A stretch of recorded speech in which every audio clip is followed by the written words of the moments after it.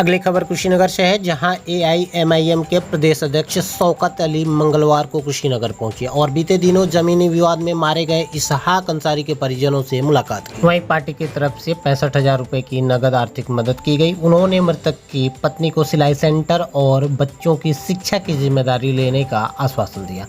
Media से बातचीत के दौरान शौकत अली ने प्रशासन की लापरवाही और सरकार पर दलित, पिछड़ों और मुसलमानों के उत्पीड़न का आरोप लगाया। साथ ही सपा, बसपा और कांग्रेस को भी निशाने पर लिया। देखिए आखिर उन्होंने आगे क्या कुछ कहा।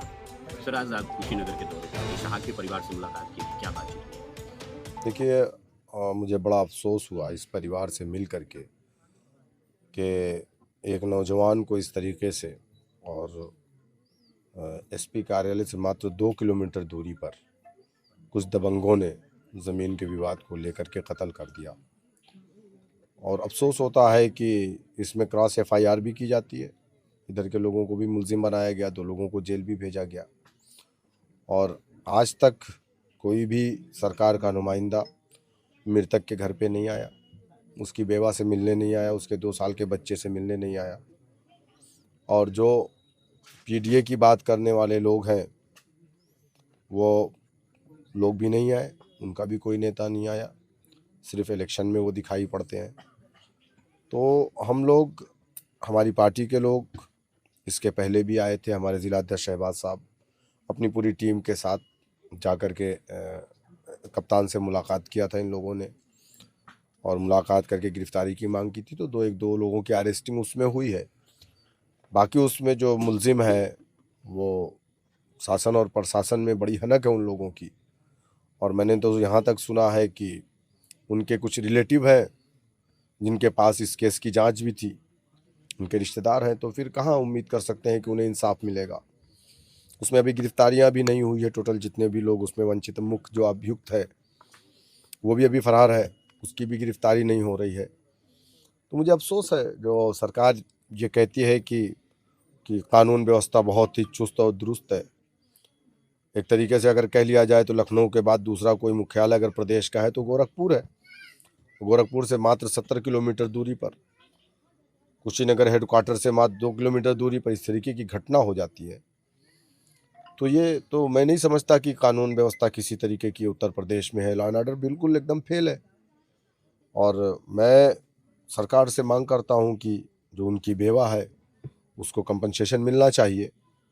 बेचारी परेशान है, कहाँ जाए, किससे मांगने जाए, किससे कहे। उसने अपना पति खोया है, 2 साल का बच्चा है, किसके सहारे से वो अपनी ज़िंदगी गुजारेगी?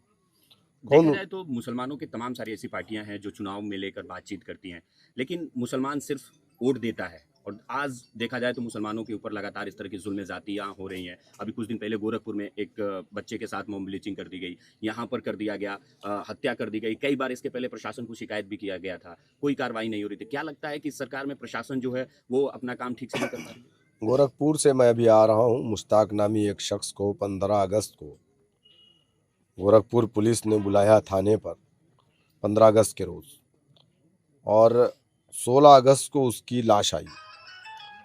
थाने में उसकी मोटरसाइकिल है, मोटरसाइकिल की चाबी एसएचओ के पास है और उसकी लाश उसके घर पे आती है। पुलिस उसको पेटी में पैक करके लाश को भेज देती है पोस्टमार्टम करा करके कि आप लोग ले जा करके दफन कर दीजिए। जब उसकी लाश को नहलाने के लिए खोला गया तो उसके हाथ और पैर टूटे हुए थे। मैं भी उनके घर से आ रहा हूँ, आर्थिक मदद भी करके आ रहा हूँ मैं, और वकीलों का हमारा एक पैनल भी मैं वहाँ पर बना करके आ रहा हूँ जो उसके केस की पूरी तरीके से मजबूती से पैरवी करेगा। 2 दिन पहले समाजवादी पार्टी का एक डेलीगेशन आया था जो पीडीए की बात करता है। वो डेलीगेशन के लोग आए थे, क्या किए क्या नहीं किए मुझे नहीं मालूम, लेकिन मुझे वहाँ पे लोगों ने बताया कि उन्होंने सिर्फ आश्वासन दिया है। पूरे प्रदेश में क्या, आप एक ज़िले को देख लीजिए, कुशीनगर के अंदर आए दिन गोश्त के नाम पे, धर्म परिवर्तन के नाम पर फर्जी तरीके से मुसलमानों को जेल की सलाखों में डाला जा रहा है। यही तो लड़ाई हमारी है नाइंसाफ़ी के ख़िलाफ़। हमारे लीडर, हमारे राष्ट्रीय अध्यक्ष जनाब बैरिस्टर असदुद्दीन ओवैसी साहब यही बात तो कहते हैं कि मुसलमानों के साथ अन्याय हो रहा है और हर सरकार में हुआ है। ये बीजेपी सरकार में कुछ ज़्यादा ही हो जाता है। तो हम इसी नाइंसाफ़ी के ख़िलाफ़ ही उत्तर प्रदेश में आए हैं। हम पर लोग इल्ज़ाम लगाते हैं हम फलां की टीम है, हम फलां की टीम है। अरे भाई, मेरे ऊपर भी 11 मुकदमे हैं फर्जी है। तो पूरे प्रदेश के अंदर मुसलमान 20% है, 27% जेल में है। देश में 14% मुसलमान है, 27% जेल में है। देश में 14% है, जेल में 27। तो ये नाइंसाफ़ी नहीं है। इसी नाइंसाफ़ी के लिए हम लोग लड़ रहे हैं और ये लड़ाई सिर्फ मुसलमानों की नहीं है। वो एक अलग बात है कि मौजूदा वक्त में अगर कोई सबसे दबा कुचला इस भारत देश में है तो वो मुसलमान है। ये मैं नहीं कहता हूँ, ये सरकारी आंकड़े कहते हैं, सच्चर कमेटी की रिपोर्ट कहती है, रंगनाथ मिश्रा कमीशन की रिपोर्ट कहती है कि मुसलमान दलित से बदतर अपनी ज़िंदगी को गुजार रहा है। तो जो सबसे ज़्यादा दबा कुचला है उसकी बात कोई नहीं करेगा तो हम क्यों ना करें, हम भी ना करें। ये भी तकलीफ लोगों को होती है, कहते हैं कि तुम मुसलमान का नाम मत लो, बीजेपी को फ़ायदा होता है। अरे भाड़ में जाए, किसको फ़ायदा होता है किसको नुकसान होता है, लेकिन नाइंसाफ़ी के ख़िलाफ़ तो हम बोलेंगे, वरना हम क्या जवाब देंगे।